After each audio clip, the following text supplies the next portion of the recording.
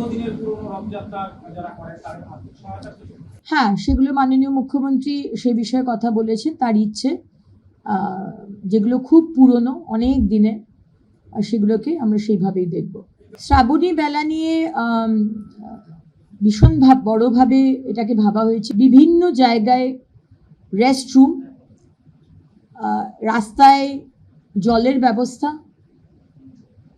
ডক্টরসদের camp, health camp,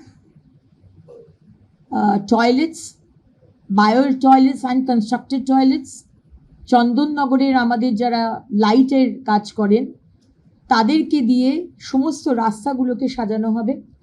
ভক্তবৃন্দ যান, অত্যন্ত গরম রাস্তাগুলো হয়, তাই জন্য আমরা ঠিক করেছি তাদের পায়ে যাতে ছ্যাঁকা না লাগে, কষ্ট না হয়, তাই জন্য জায়গায় জায়গায় আমরা জুটের কার্পেট পেতে দেবো এবং সেই কার্পেটের ওপরও আমরা জল ঢেলে দেবো যাতে তাদের পায়ে কোনো অসুবিধা না হয়, ছ্যাঁকা না লাগে।